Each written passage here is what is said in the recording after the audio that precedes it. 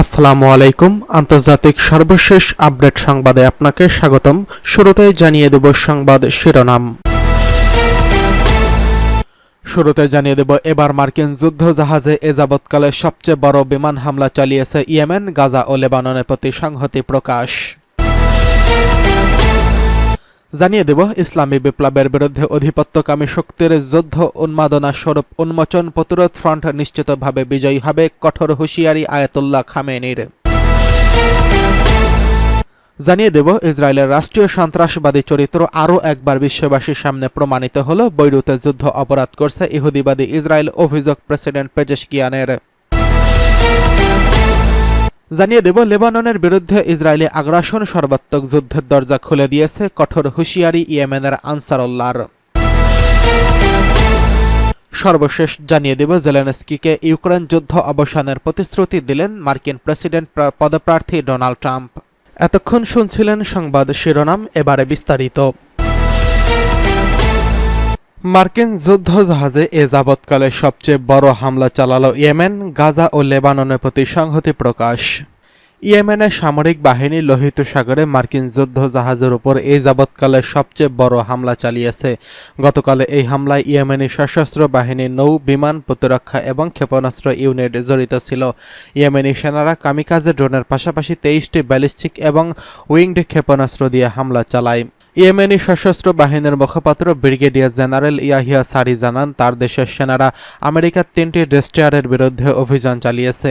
এসব ডেস্ট্রয়ার ইহুদিবাদী শত্রুকে সমর্থন যোগানোর জন্য ইসরায়েলের দিকে যাচ্ছিল।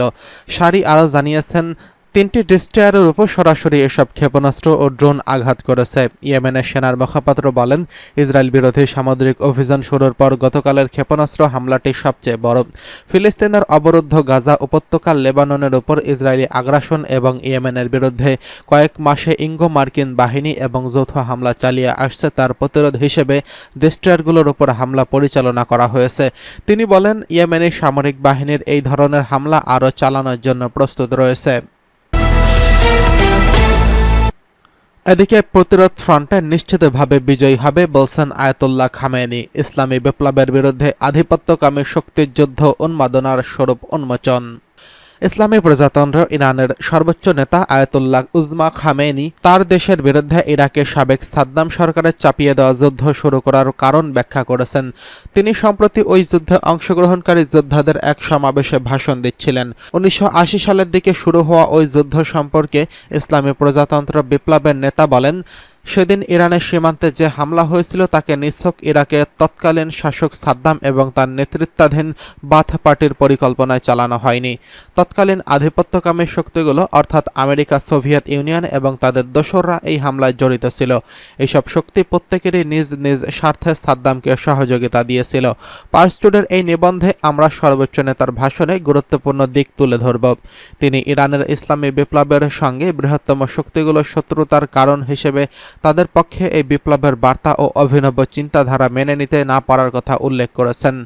সর্বোচ্চ নেতা বলেন, তাদের শত্রুতা এই কারণে ছিল যে ইসলামী বিপ্লবের বিশ্বের উপর চাপিয়ে দেওয়ার বাতিল ব্যবস্থা অর্থাৎ বিশ্বকে আধিপত্যকামী এবং আধিপত্য মেনে নেওয়া এই দুই ভাগে বিভক্ত করার ব্যবস্থা মেনে নিতে চায়নি। মুষ্টিমেয় কিছু দাম্ভিক শক্তি গোটা বিশ্বের উপর তাদের ইচ্ছা চাপিয়ে দেবে, এটা ইসলামী বিপ্লব মেনে নেয়নি বলে বিদ্বেষ। আয়াতুল্লাহ খামেনি বলেন, ইরানে ইসলামী বিপ্লবের চিন্তাধারার প্রতি বিশ্বের দেশে দেশে ব্যাপক আগ্রহ তৈরি এবং বিশ্বব্যাপী এই বিপ্লব ছড়িয়ে পড়ার যে সম্ভাবনা সৃষ্টি হয়েছে তা মেনে নেওয়া আধিপত্যবাদী শক্তিগুলোর পক্ষে মেনে নেওয়া সম্ভব ছিল না। তিনি আরও বলেন, তারা ইরানে হামলা চালানোর সুযোগ খুঁজছিল। এ সময় লোভী, কুচক্রী, জালিম এবং অবিবেচক সাদ্দাম তার এই কাঙ্ক্ষিত সুযোগ এনে দেয় এবং এতে উস্কানি দেয় ইরানে হামলা চালায়। সারা বিশ্বের সঙ্গেই তেহরানের শত্রুতা পোষণ করে বলে ইরানের অভ্যন্তরে কিছু মানুষ যে কথা বলার চেষ্টা করে তার জবাব দিতে গিয়ে তিনি বলেন, তারা যদি বিশ্বের সঙ্গে ইরানের রাজনৈতিক এবং অর্থনৈতিক সম্পর্ক ছিন্ন করার দাবি করে থাকে তাহলে তা অবাস্তব। কারণ ইরান এই ধরনের সম্পর্ক ছিন্ন করেনি, বরং যেসব দেশের সঙ্গে ইরানের সম্পর্ক ঘনিষ্ঠ রয়েছে সেসব দেশে বিশ্বের অর্ধেকেরও বেশি জনসংখ্যা বসবাস করে। তবে তারা যদি আধিপত্যবাদী শক্তিগুলো প্রতিষ্ঠিত রাজনৈতিক ব্যবস্থার বিরোধিতার কথা বলে তাহলে তার সত্যতা রয়েছে।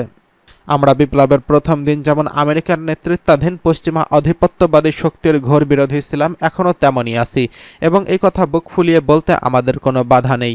আয়াতুল্লাহ খামেনি ইসলামী বিপ্লবের রাজনৈতিক আকর্ষণ অর্থাৎ আধিপত্যকামী শক্তিগুলোর বিরুদ্ধে এই বিপ্লবের অবস্থান তুলে ধরার পাশাপাশি এই বিপ্লবের আধ্যাত্মিক আকর্ষণের কথাও তুলে ধরেন। তিনি ফিলিস্তিন, লেবানন এবং সর্বসাম্প্রতিক ঘটনা প্রবাহ তুলে ধরে চলমান যুদ্ধকে ইরানের পবিত্র প্রতিরক্ষা যুদ্ধের সঙ্গে তুলনা করেন এবং এই যুদ্ধকে আল্লাহর রাস্তায় জিহাদের উৎকৃষ্ট উদাহরণ বলে উল্লেখ করেন। এদিকে বৈরুতে যুদ্ধ অপরাধ করছে ইহুদিবাদী ইসরায়েল, অভিযোগ মাসুদ পেজেশকিয়ানের। লেবাননের রাজধানী বৈরুতে ইহুদিবাদী ইসরায়েলি বাহিনী ভয়াবহ বিমান হামলার তীব্র নিন্দা ও প্রতিবাদ জানিয়েছেন ইরানের প্রেসিডেন্ট মাসুদ পেজেশকিয়ান।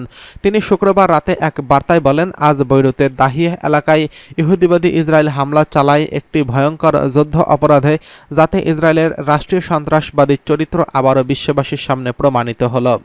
শুক্রবার বৈরুতের দক্ষিণের উপকণ্ঠে দাহিয়াহ এলাকায় অন্তত 6টি আবাসিক ভবনে বোমা হামলা চালিয়ে মাটির সঙ্গে মিশিয়ে দেয় ইহুদিবাদী বিমান বাহিনী। এতে অন্তত 8 জন নিহত এবং 80 জনেরও বেশি মানুষ আহত হয়েছেন। পেজেশকিয়ান তার বার্তায় নিহতদের পরিবারবর্গের পাশাপাশি লেবানন সরকার এবং জনগণের প্রতি শোক ও সমবেদনা জানান। তিনি বলেন, ইরান ইহুদিবাদী ইসরায়েলের এই অপরাধযজ্ঞের বিরুদ্ধে ব্যবস্থা নেবে এবং লেবাননের জনগণ ও প্রতিরোধ অক্ষের পাশাপাশি থাকবে।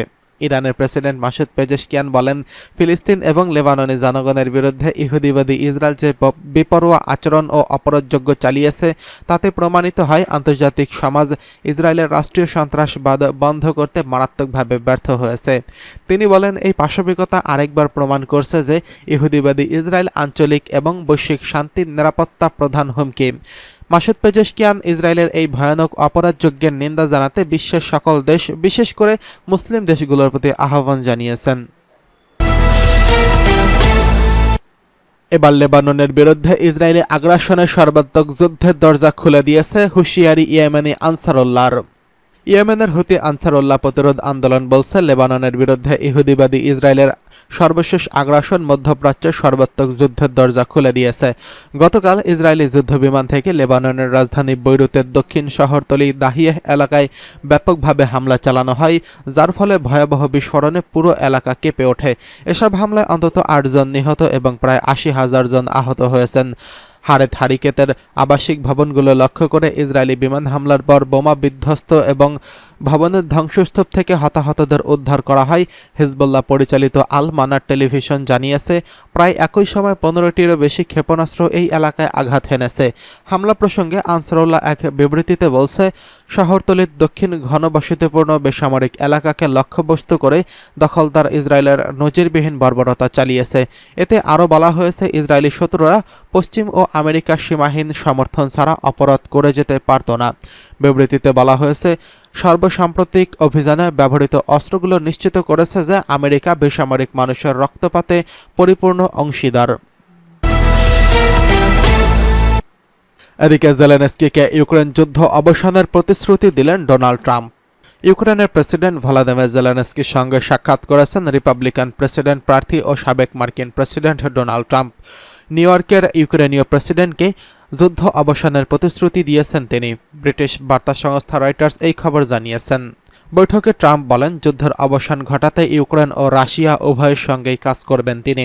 এর আগে বৃহস্পতিবার হোয়াইট হাউসে মার্কিন প্রেসিডেন্ট জো বাইডেন এবং ভাইস প্রেসিডেন্ট কমলা হ্যারিসের সঙ্গে সাক্ষাৎ করেছেন জেলেনস্কি। তখন তাদের সামনে নিজের জয়ের পরিকল্পনা তুলে ধরেন তিনি। জেলেনস্কির বিশ্বাস, এই পরিকল্পনার মাধ্যমে রাশিয়াকে চাপে ফেলে সংকটের কূটনৈতিক সমাধান করা সম্ভব। এই বৈঠকের পর এদিন একটি সংবাদ সম্মেলনে ট্রাম্প বলেছিলেন, ইউক্রেনে যা ঘটেছে তা খুবই ন্যাক্কারজনক, এত মৃত্যু, এত বেশি ধ্বংসযজ্ঞ, খুবই ভয়ঙ্কর। ইউক্রেন রাশিয়া যুদ্ধের পরিসমাপ্তি ঘটাতে নিজেদের সক্ষমতার উপর অগাধ বিশ্বাস ডোনাল্ড ট্রাম্পের। এর আগেও একাধিকবার তিনি দাবি করেছেন, রুশ প্রেসিডেন্ট ভ্লাদিমির পুতিন এবং জেলেনস্কির মধ্যে দ্রুত একটি চুক্তি সম্পন্ন করানোর মাধ্যমে যুদ্ধের অবসান ঘটাতে সক্ষম হবেন তিনি।